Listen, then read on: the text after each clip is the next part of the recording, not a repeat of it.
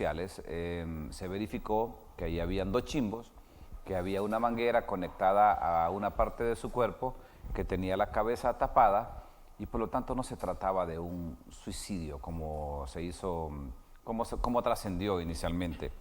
Este es un hecho que nos debe llamar la atención. Me decía un amigo ayer de análisis, alguien está queriendo intimidar a este pueblo. Están queriendo intimidar a este pueblo. Algo está pasando. No te extrañe que en las próximas horas se dé un hecho de bastante magnitud. Ayer también, y voy a poner la cuenta de Twitter del presidente José Manuel Zelaya Rosales, ayer también fue asesinado un dirigente comunal en la zona de La Mosquitia, Bienaventura Calderón.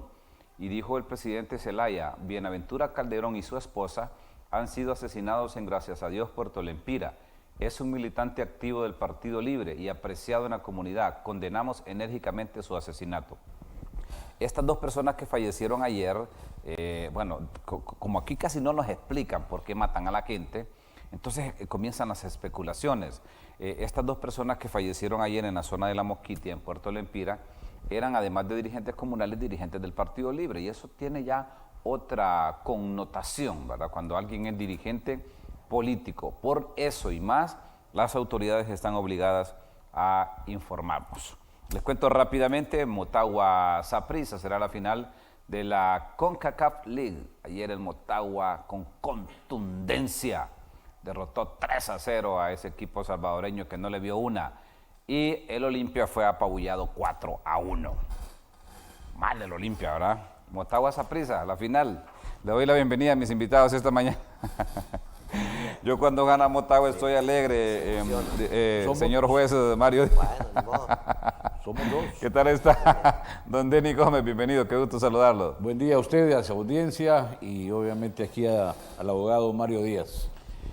Óigame, quiero consultarles a ustedes algo que yo hablaba con un grupo de amigos en una tertulia de amistad.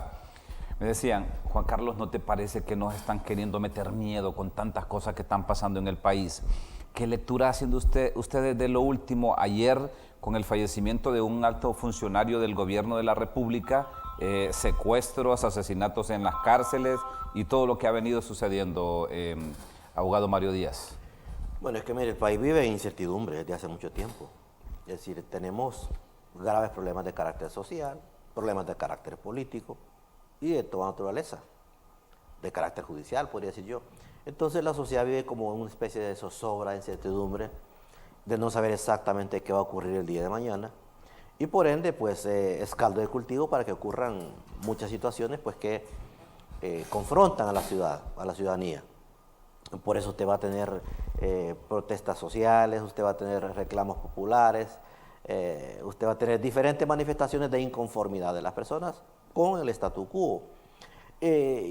Cuando eso ocurre, pues recordemos el adagio popular que dice que cuando el río está revuelto, piedras trae, o que en río revuelto ganancia de pescadores. Entonces siempre hay personas que tienen objetivos bien claros dentro de una sociedad, y esas personas son las que tratan de utilizar esa situación a su favor para poder lograr sus propios objetivos. Pero digo, usted analice desde el 2017, que fueron las últimas elecciones, el país vive una situación de confrontación mucho más aguda que en años anteriores, y entonces la situación se ha venido deteriorando porque no hay respuesta, digamos, a las demandas de la gente. La canasta básica ha aumentado ostensiblemente, hay insatisfacción en muchos aspectos de la vida social. Entonces todas esas situaciones traen aparejado pues que la actitud y la conducta de las personas sea un tanto diferente. Va a encontrar usted una serie de acciones violentas. También el tema de los suicidios tiene que ver mucho con esta sociedad convulsionada. Y en ese sentido, pues, claro, como digo, siempre hay personas que leen adecuadamente lo que está ocurriendo y en función de sus propios intereses promueven acciones pues, que tienden a desestabilizar más la sociedad. ¿Esto podría, don Denny, ser provocado por algo o por alguien? ¿O es producto de lo que dice el señor juez, el abogado Mario Díaz, de la zozobra, de la insatisfacción, de la situación difícil por la que estamos atravesando los hondureños? Sí, hablábamos antes de iniciar la transmisión, hay una empresa que tiene un programa, se llama Pulso de la Nación, y le comentaba yo que a mi juicio este país siempre pasa ahí en el borde entre los 38, 39 grados. Efervescente, HG, caliente. efervescencia, entendiendo que a los 40 grados se convulsiona, ¿verdad? Y lamentablemente cada una de esas características que nos hablaba aquí el abogado Mario, del caldo de cultivo, de la insatisfacción, agregaría yo, hay un sentimiento ya generalizado de una indefensión además. No hay por dónde salir, no hay una justicia que sea tal y como se figura, ¿verdad? De que es ciega ante la aplicación de la ley, porque aparentemente tiene algunos filtros que le permiten ver dónde aplicar y dónde no aplicar. Y eso no ocasiona más que vivir en una permanente crisis. Obviamente no podemos negar el evento del golpe de Estado al Ejecutivo, como lo nominó en su momento la Comisión de la Verdad y la Reconciliación, y eso ha venido a degenerar y a convertirnos ya, si hablamos políticamente, no en adversarios políticos, sino en enemigos.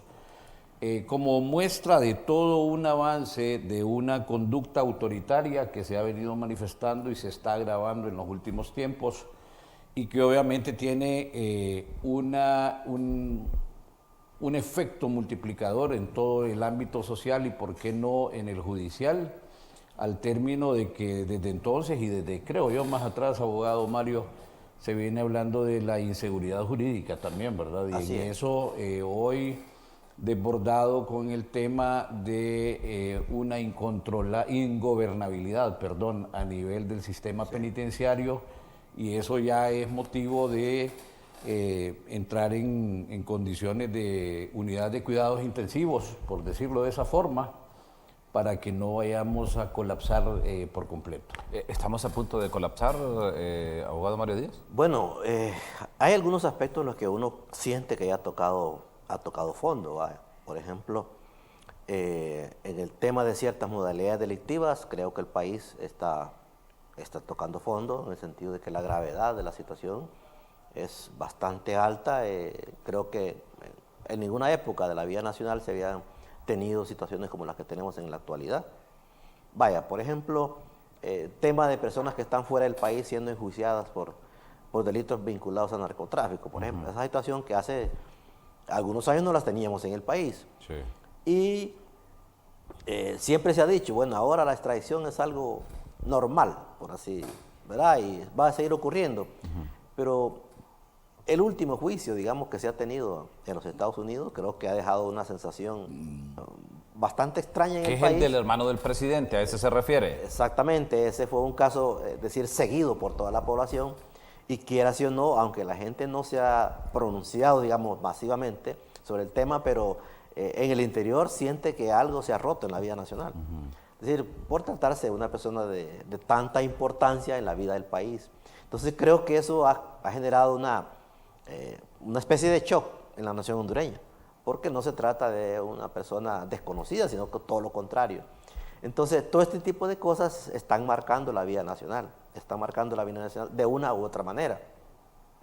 Veo que internamente pareciera que no hay control sobre ciertos sectores del aparato estatal, el tema de las prisiones, ¿verdad? Siempre hemos sostenido pues, que las prisiones son o han sido históricamente controladas por personas de adentro de las propias instituciones, en donde el Estado ha perdido el control de esos centros penitenciarios por diversas situaciones. Esto ha sido histórico, no es de ahora, pero siempre se ha tenido así.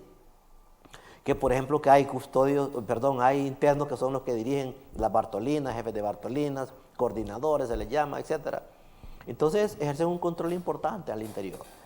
De tal manera que por ejemplo a veces hay internos que tienen que venir a sus juicios y simplemente no salen de sus celdas, por ejemplo, para darle un detalle así muy, muy simple.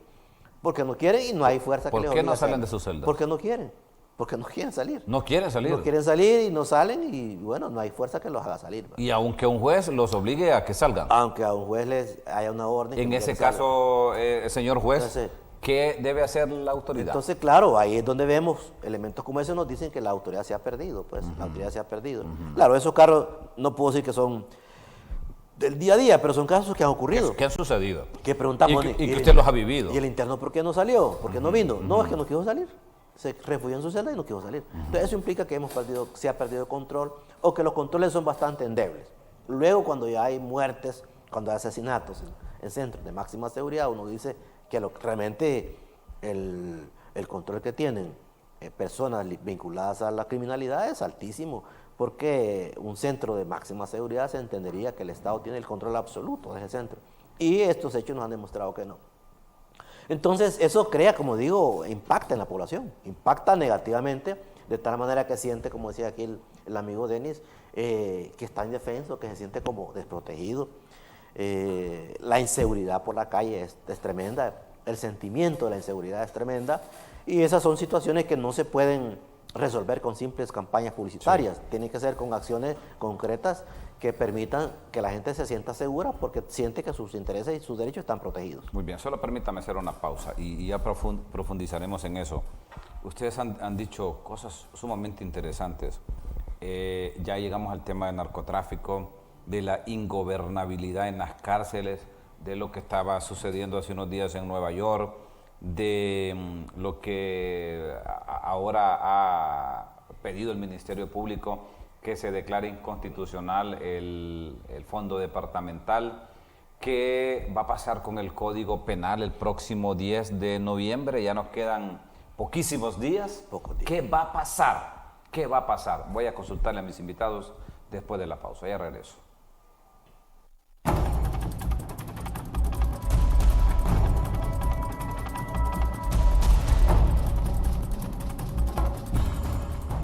Van las memorias jugando otra vez y me dejo ir hacia el atardecer, y aunque no todo sonría, tu camino asegurado está, asegurado está, asegurado está. Llegaron los vasos coleccionables McDonald's. Agranda tu McMenú más 10 lempiras y llévate uno. Son 6 colores coleccionables.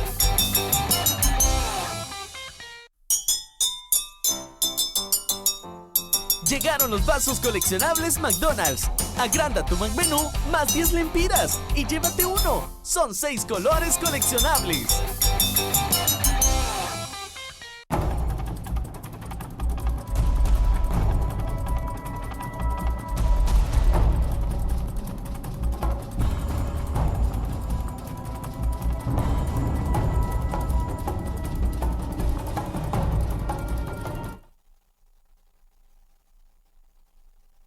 Bueno, el tema de las cárceles, don Denis Gómez, generó mucho cisma hace hoy 5, 6, 7 días. ¿Qué interpretación damos a esto que ha sucedido, a esa fuga de videos, a esta, digamos, como claridad en cuanto a situaciones que pasan en los centros penales, de cosas que a muchos nos ponen los pelos de punta, pues, cosas que trascienden en un video? ¿Y qué cosas son las que no vemos dentro de los centros penales? Bueno, mire, yo quiero hacer referencia a algo que encontré en una red social a la que soy parte. Dice: de baja seguridad y de escasa o inexistente rehabilitación. Esas son las cárceles en el país. Se nos ha vendido todo un sistema de alta seguridad, y cuando usted ve los actos, esos dos últimos, pero sobre todo se pregunta ¿y quién lo grabó? No le da más que entender que hay situaciones que han sido programadas. Hablábamos cuando se fue a la pausa de que el país es de crisis en crisis, y cuando no hay crisis hay que crear la crisis, porque lamentablemente hay personas que viven de las crisis. En contraposición, obviamente, al interés de la ciudadanía en general, a la colectividad hondureña, que son 8 y tantos millones de habitantes en este país.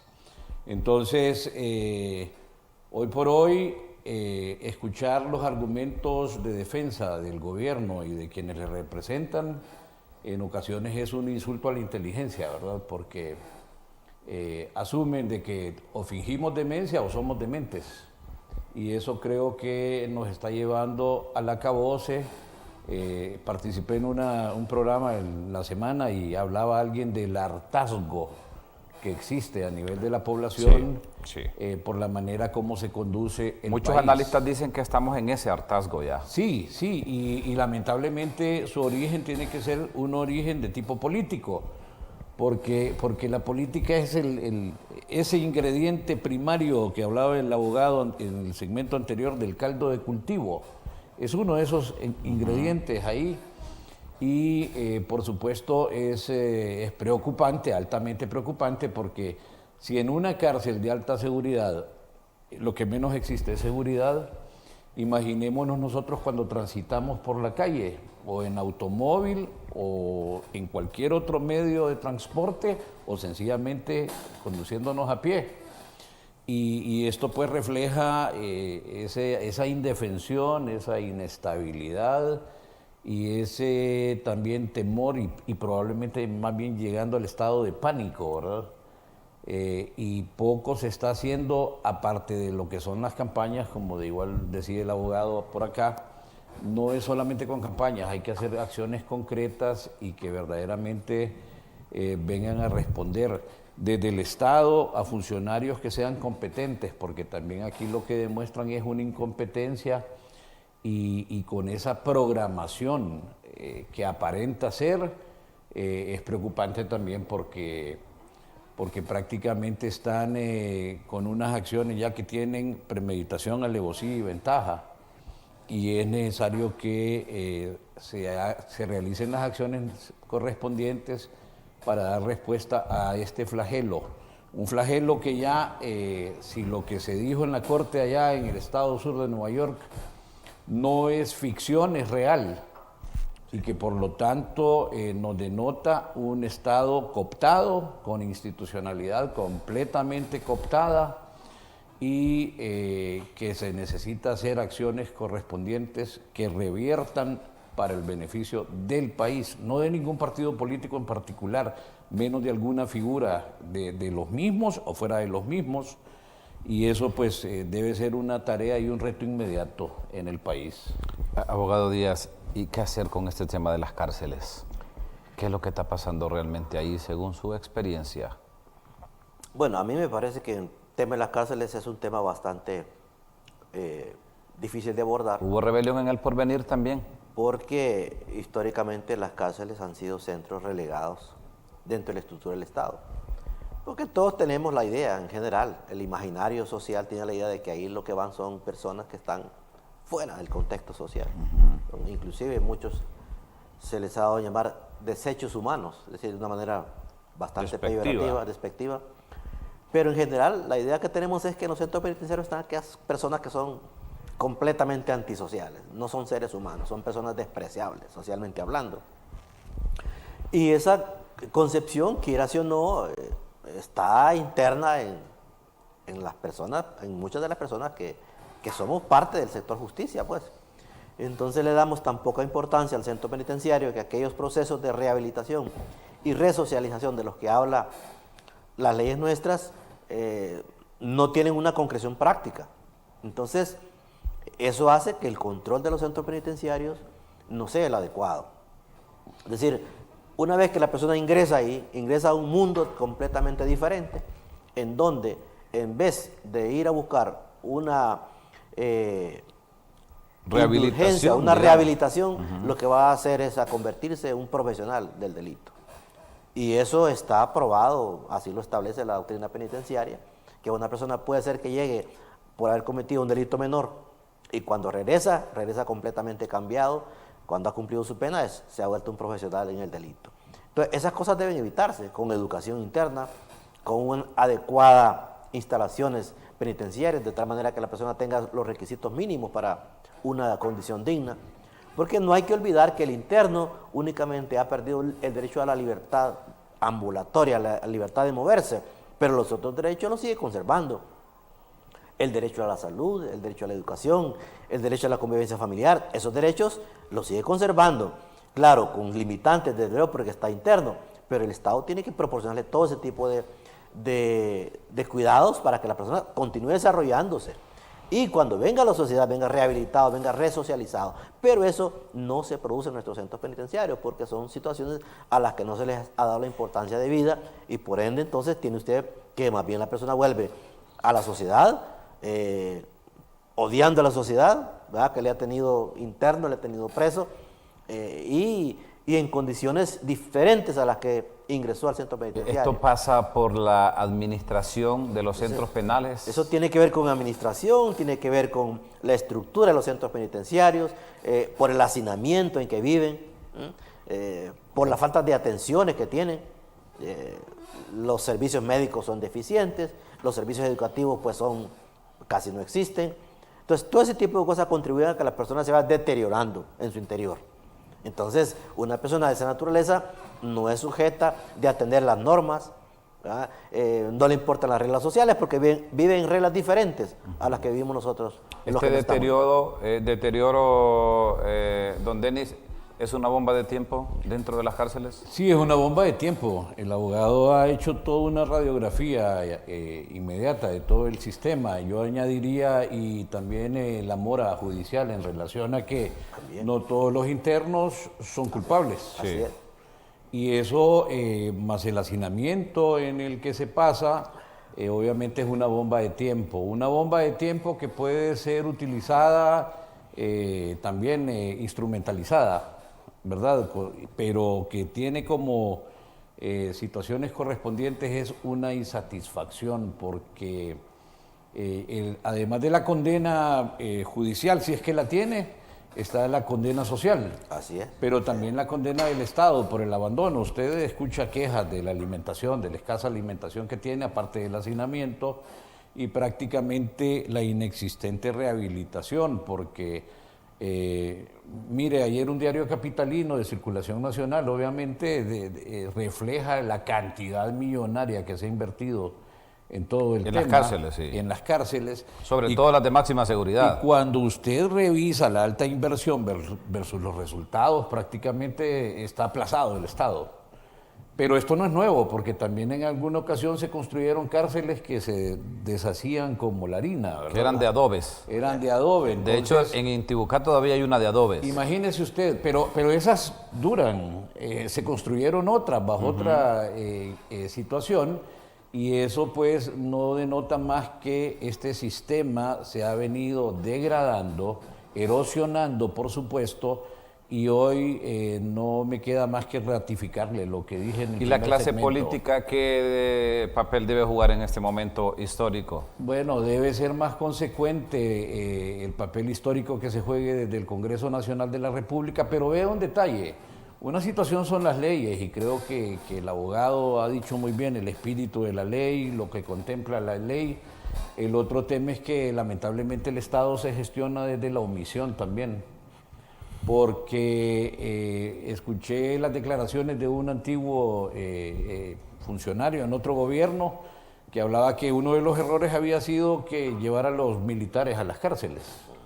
No es esa la función de los militares, ¿verdad? Como tampoco es andar en las calles intentando brindar seguridad pública. Quiero cerrar este tema con ustedes dos. ¿Están ustedes de acuerdo que una organización internacional asuma el control de las cárceles en el país?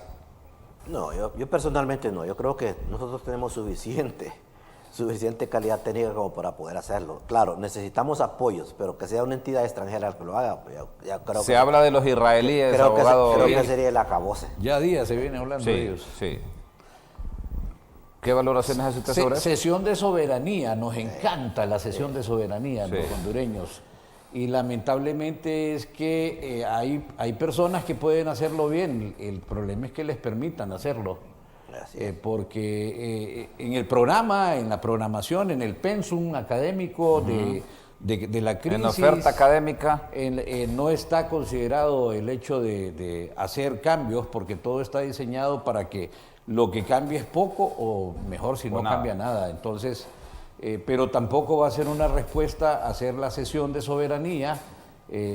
Seguimos vendiendo por pedazos, ¿verdad? El Estado, el territorio, y ahora vamos a vender esta parte que le corresponde a un país que verdaderamente debe ser... Es que ayer una ONG propuso eso, que los centros penales deben ser, la ASJ propuso que deben ser administrados por un ente internacional. Yo creo que los apoyos internacionales son importantes y no debe uno cerrarse a eso.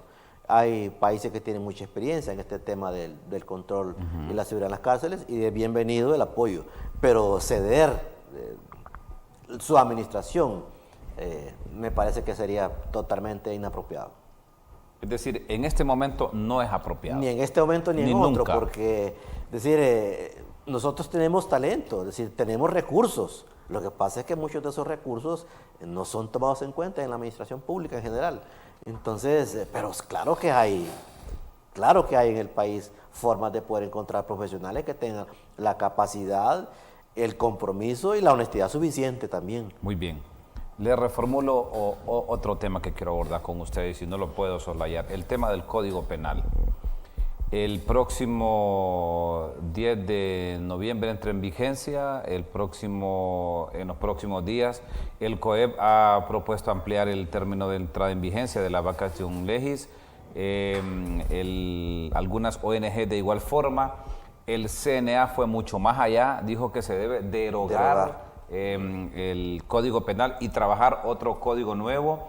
La Corte Suprema de Justicia se ha pronunciado porque se den 6 meses más. y entre en vigencia en mayo del 2020. Abogado y señor juez Mario Díaz. Bueno, yo estoy de acuerdo en que la vacatio legis debe ampliarse, es decir, así lo hemos sostenido prácticamente desde que se promovió, desde que se publicó en la Gaceta, sostuvimos que 6 meses era demasiado poco. Y creo que inclusive 6 meses todavía es poco para poder crear la infraestructura necesaria para poder aplicar en su totalidad el Código Penal. Pero obviamente que 6 meses son mejor que 0 meses. En ese sentido, sí, nosotros acuerpamos esa posición de que debe ampliarse la vacatio legis. La JD ha sostenido que debe ser una ampliación de mayor nivel, inclusive hablábamos de que entrar en vigencia en mayo del 2021, pero aquí lo importante es que se amplíe la vacatio legis, porque creo que todavía no estamos suficientemente compenetrados del nuevo Código Penal, no solo los operadores de justicia, también la población, porque la vacatio legis hay quienes creen que solamente es para los operadores, para los jueces. No, es para que la población sepa también bajo qué normas va a ser sancionado a partir de la fecha de entrada en vigencia. Muy bien. En su condición de juez, usted me habló en la última comparecencia que tuvo conmigo en el foro, que los jueces necesitan capacitarse sobre eso. ¿Mantiene la misma postura? Es correcto, es decir, los jueces necesitamos compenetrarnos adecuadamente del código. Hay muchas figuras delictivas que no estaban contempladas en los códigos actuales.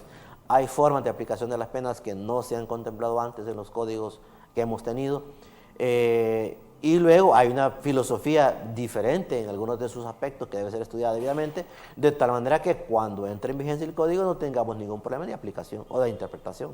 Entonces, creo que todavía hace falta. La Escuela Judicial del Poder Judicial ha hecho algunos esfuerzos, pero son esfuerzos que no son suficientes, porque estamos hablando de seminarios de 3 días, de 4 días, de una semana inclusive, que no son suficientes para compenetrarse de todo lo que implica un nuevo Código Penal que irá a tener una vigencia de unos 30 o 40 años más. Por lo tanto, la importancia que tiene no puede ser resuelta en términos de capacitación en 6 meses. Don Denis. Conocer normas, ha dicho el abogado, y digo yo también que hay que conocer los procedimientos, cómo van a trabajarlo, porque los primeros 6 meses se han pasado en la discusión de que si lo que publicaron en el Congreso Nacional es o no es lo que se discutió. Y esos procedimientos además deben estar claros, porque en este tema de fe de ratas, que no es nuevo tampoco, hoy se sabe porque es menos fácil esconder las cosas que años atrás.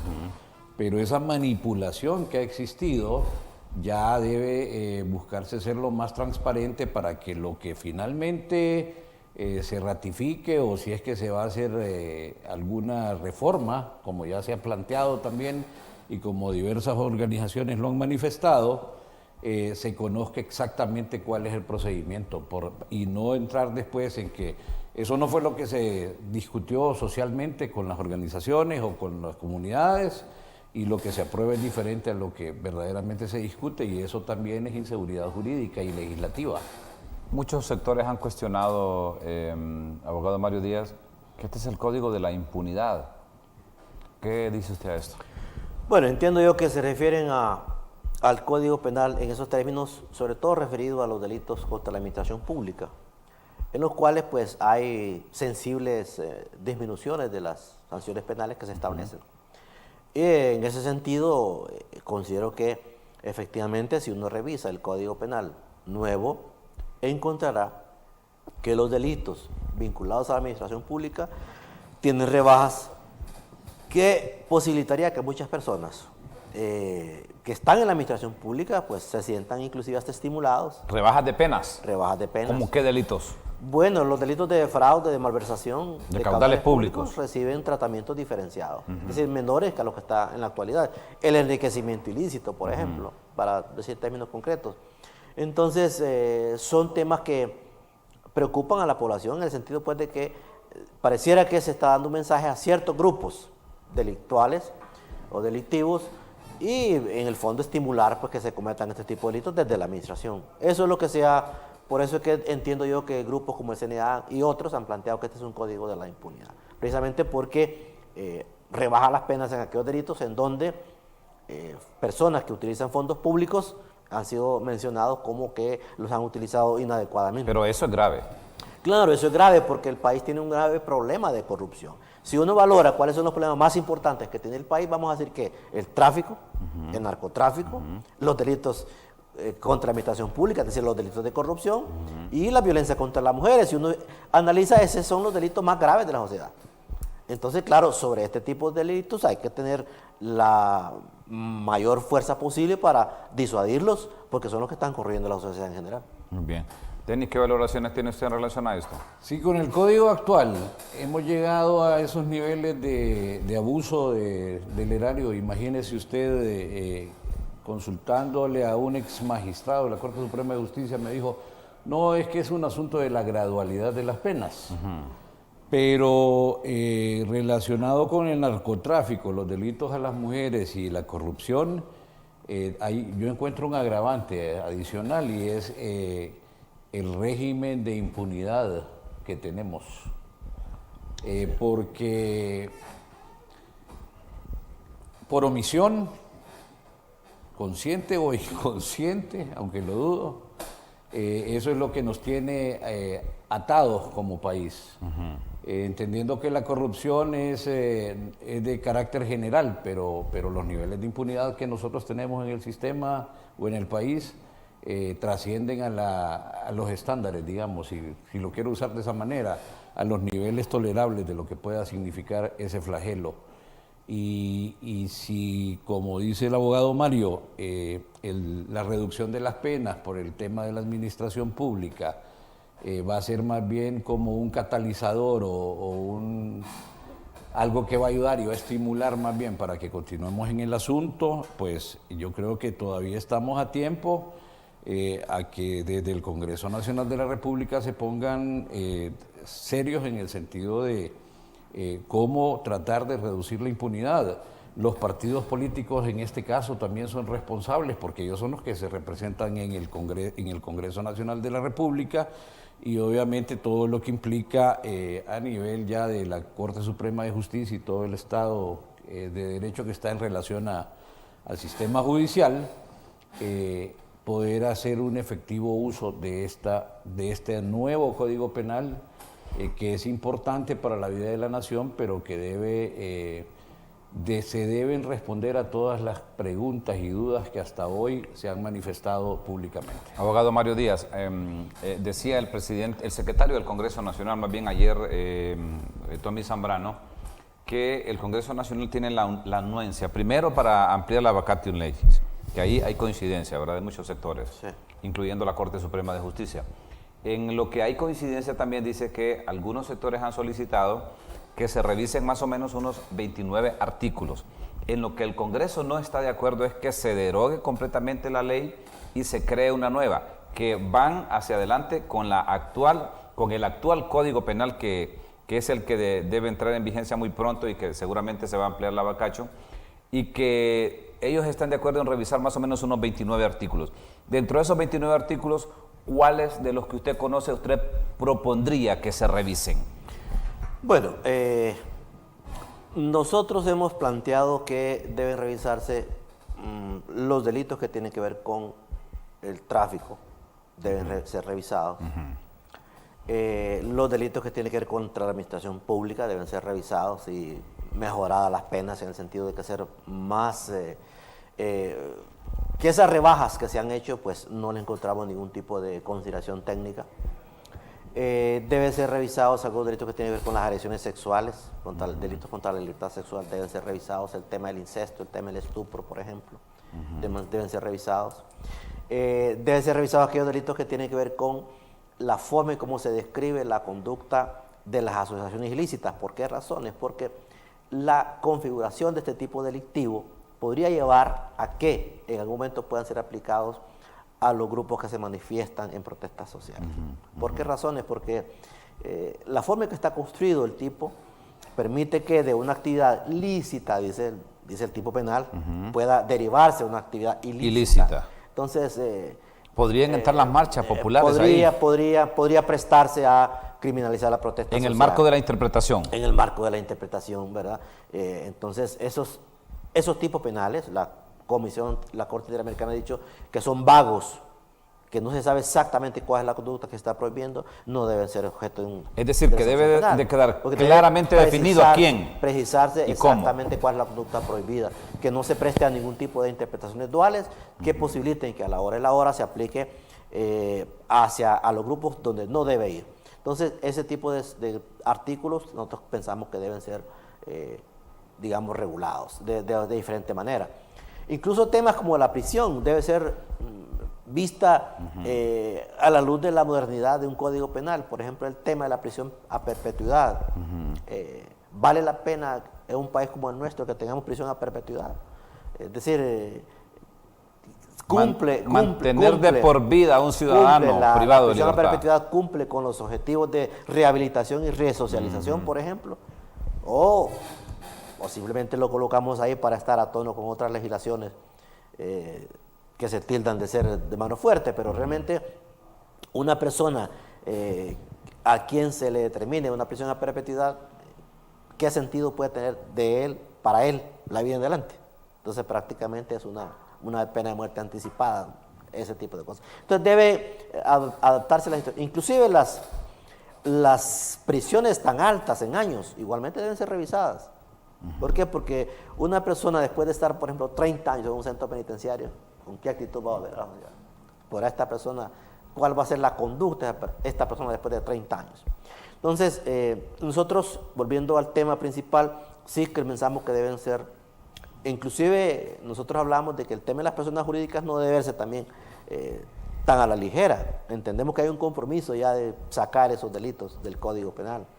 Pero si uno ve, por ejemplo, que muchas de las personas jurídicas se utilizan precisamente para cometer o para realizar acciones delictivas, como por ejemplo el lavado de dinero, blanqueo de capitales, que le llaman otros países. Eso del testaferrato está incluido ahí. Testaferrato, los delitos de maletín, por ejemplo, que es mediante la creación de empresas. Empresas de maletín que son millonarios. Entonces, ahora. Esas cosas deben verse con mucha cualidad. Tengo entendido que los delitos que podían provocar atentar con la libertad de expresión van a ser sacados. Habría que ver si eso es verdad. Sí, bueno, el Colegio de Periodistas aparentemente ya negoció esa parte. Ojalá que sea verdad, porque algunos sectores dicen que no son todos los artículos que se van a sacar, sino que solo el que se refiere a la propia empresa. Entonces hay que tener mucho cuidado con eso, mientras realmente no se digan las cosas mediante los decretos respectivos que tendrán que elaborarse. Sí. Todos esos temas tienen que verse adecuadamente. Creo que el tema de la violencia familiar o intrafamiliar debe ser regulada adecuadamente porque prácticamente el delito de violencia intrafamiliar como tal desaparece. Y se habla de otro tipo de violencia que es más o menos el mismo, pero que invisibiliza el problema que tenemos en Honduras, que es un problema de agresión contra las mujeres increíble. Muy bien. Déjeme hacer una pausa y al regresar de la pausa les consulto en el último segmento sobre este recurso de inconstitucionalidad que ha presentado ante la Corte Suprema de Justicia el Ministerio Público en relación al fondo departamental. Y se han mencionado muchos temas que tienen que ver con la inmunidad de los diputados que había desaparecido. Había desaparecido también el fondo departamental. Voy a una pausa por cortesía de la mejor cooperativa de Honduras, la Coacel. Afíliese a la Coacel, esa es la mejor cooperativa de Honduras. Si usted que es maestro, afíliese. No deje de hacerlo hoy mismo, ya regreso.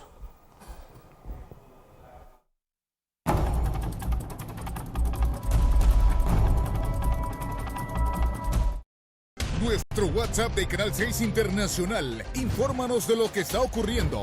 Denuncias, fotografías, videos. 9696-0007. La voz del pueblo. WhatsApp de Canal 6 Internacional. 9696-0007. Noticias Noti6. Cobertura a las 24 horas. Porque tus denuncias deben ser escuchadas y deben ser tomadas con seriedad. Llámanos, envíanos tus videos o escríbenos por WhatsApp 9696-0007. En nuestro nuevo formato estamos preparados para darle el mayor interés a tus denuncias. Línea caliente de Canal 6, donde tus denuncias sí se escuchan. Todos los sábados a las 11:30 de la mañana por Canal 6, el canal de las noticias en Honduras. En Canal 6 somos originales. Creamos hace 36 años una forma de cubrir y transmitir noticias sin manipulación. Dame la cámara, dame la cámara. Somos cátedra, somos escuela. Volvemos cuando las noticias lo ameriten aquí, en Canal 6, el canal del pueblo hondureño. Hemos formado y forjado camarógrafos, editores, productores y periodistas. Evolucionamos al profesionalismo. Trabajamos siempre fortaleciendo los valores. Pero manteniendo intacto. La Fiscalía General del Estado ha interpuesto un recurso de inconstitucionalidad. ¿Qué debe fallar la Corte, abogado Mario Díaz, señor juez? Bueno, yo creo que la Corte pues debe admitir el recurso y obviamente conforme a sus atribuciones resolverlo de tal manera pues que beneficie a los intereses de la ciudadanía, porque para eso es un poder judicial, para beneficiar a los intereses de la ciudadanía. Ahora bien, yo creo que ya comentando el tema referente a este aspecto, yo creo que ningún funcionario público, ningún funcionario que utilice fondos del Estado debe buscar mecanismos para tratar de evadir la acción de la justicia. En ese sentido, yo creo que esta reforma que se hizo a la Ley Orgánica del Poder Legislativo me parece que es incongruente con los intereses sociales, que quiere que haya transparencia en el manejo de los recursos del Estado. Entonces no debe buscarse ningún tipo de mecanismos para poder dar la idea de que realmente no se está trabajando con las manos limpias en el manejo de los recursos públicos. Entonces, más bien sean los propios diputados los que debieran abrirse pues para que la propia autoridad pueda identificar aquellos casos de cómo se usan los recursos del Estado.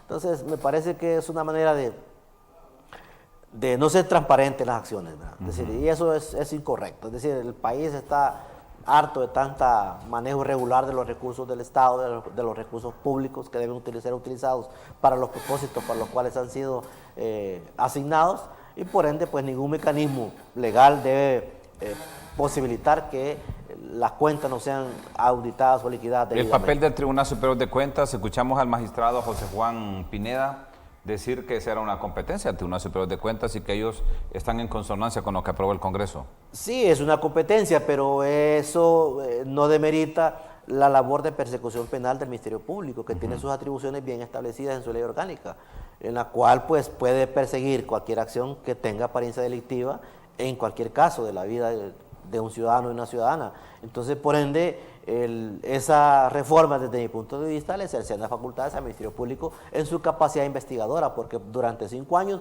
no va a poder investigar a una persona que ha utilizado fondos públicos, lo cual me parece completamente irregular. Es decir, ¿por qué? Es decir, desde el momento que los fondos empiezan a utilizarse, perfectamente pueden ser vistos cuál es la manera en que se están gastando, y eso es una responsabilidad que le corresponde al Ministerio Público como representante de la ciudadanía. ¿Don Denis? Bueno, primero el escenario ideal es que la Corte falle, porque el otro escenario no ideal es muy común, es que lo engaveten y lo dejen ahí. Que las dos posibilidades están Claro, los dos son escenarios reales. son viables. Reitero que el ideal y probablemente el menos probable quizás desde este momento es que puedan hacer un fallo en relación a cómo reducir las brechas de impunidad que se están tratando de establecer. Con el antisistema que le llamo yo, que es el nuevo sistema de lucha contra la corrupción, es como funciona el Congreso Nacional de la República, como los glóbulos blancos cuando usted se hiere la mano. Van a atacar ahí para que no sangre, ¿verdad? Entonces, con esta serie de situaciones, reitero, lo que se espera es que la Corte Suprema cumpla con su función y falle, de acuerdo a ley, ¿verdad? Es decir, que lo declare inconstitucional. Pues, sí, hacia ahí se inclina usted. Hay sendos recursos. Ayer justamente los diputados propietarios del PINU presentaron un recurso de inconstitucionalidad en esa situación. ¿Sobre qué? ¿Sobre lo mismo? Porque el PINU votó en contra. Sí, correcto. El PINU vota en contra de los dos decretos, tanto de la reforma del artículo 10A. Como lo del tema de la inmunidad parlamentaria. En ese tema, reitero, hay fallos, hay 3, el CNA, el Ministerio Público también ha pedido el mismo. Entonces esperemos que falle, reitero, porque lo otro es que suceda lo que acostumbran. Se haga omisión, digo yo, omisión perniciosa y se engavete. Pero sería nefasto y sería una contraposición, de acuerdo a lo que ha dicho el fiscal Luis Santos, de que curiosamente estos decretos, estos 2 que yo le mencionaba, han sido aprobados por gente que incluso tiene requerimientos fiscales muchos. Y eso que dicen los diputados, que la gente les pide mucho y que ellos necesitan generar proyecciones allá, abogado Mario Díaz. No, mire, es que esa es una perversión de las funciones del diputado o la diputada. Es decir, el diputado, el poder legislativo, el nombre lo dice muy claramente: elaborar, redactar, promulgar leyes. Esa es su función principal. Lo demás no corresponde al poder legislativo. Y por ende son funciones que no deben asumir. Es decir, de manera que... Otra cosa es la gestión, ¿verdad? Que puedan ayudarle a las comunidades, porque muchos de ellos son líderes locales, regionales, y pueden contribuir con sus comunidades en la gestión de fondos. Pero otra cosa es que ellos lo manejen directamente, pues como que si esa fuera la función principal de un diputado. Bueno, ¿y qué pasó con aquello que habían dicho los diputados, don Denis, que los 50,000 de aumento era para proyectarse en las comunidades? Para efectos de transparencia emiten un decreto y cancelan el famoso fondo departamental. Pero entonces, para poder compensar esa situación, hay un aumento de 50,000 lempiras. Sí. Y ahora se queda el aumento y aparece de nuevo el fondo departamental. Y el tema es la opacidad con el que quieren manejar el fondo. Y como dice muy bien don Mario, es una perversidad legislativa, ¿verdad? Porque además crean con estos decretos un fuero legislativo que no existe constitucionalmente hablando. Sí. Y eso ya es un ingrediente más para ir en contraposición a que el Estado en su totalidad está en una lucha contra la corrupción, pero reitero, sobre todo debería ser contra la impunidad flagrante, histórica y sistematizada que este país ha trascendido desde ya muchos años y hoy de manera más agravada. ¿Con qué cerramos el foro de hoy, señor juez? Presidente de bueno, ya no es presidente, ya ¿verdad? Fue presidente de la Asociación de Jueces para la Democracia, sí. Hoy coordinador de los juzgados de sentencia. ¿Con qué podemos concluir el foro de hoy? Bueno, que el país necesita que se implementen acciones para poder mejorar las condiciones en que nos encontramos. Y esa es una, aunque la situación que uno revela a veces es bastante difícil, pues siempre hay salida, ¿no? Y hay que buscarlas de manera consensuada, de manera patriótica y solamente esperando pues que la recompensa sea que tengamos un país mejor, porque eso sí yo creo que nunca se debe renunciar. Don Denis. Bueno, yo creo que nos vamos del programa pensando que ojalá la justicia sea lo más justa posible, como allá, sin necesidad de mencionar dónde es allá. Gracias. Muchas gracias por acompañarme. Es un placer, una satisfacción que nos acompañe don Denis Gómez, ex magistrado del Tribunal Nacional de Elecciones, Tribunal Supremo Electoral, Consejo Nacional Electoral ahora, y al señor presidente de los coordinadores, pero fue presidente de la Asociación de Jueces para la Democracia, hoy es coordinador de los juzgados de sentencia, el abogado Mario Díaz. Bueno, ilustradísimos de estos temas. Tenemos que hablar de esto en los foros, porque hay muchos que quieren arrebatarnos este país y hay que estar recordándole a la gente que todavía hay muchos ciudadanos que quieren hacer cosas buenas. Gracias por acompañarnos esta mañana. Si el Creador del Universo lo permite, nos encontramos en la próxima emisión del Foro del 6. Que Dios bendiga este país hermoso, bello, que se llama Honduras y que es suyo y que es mío. Con permiso.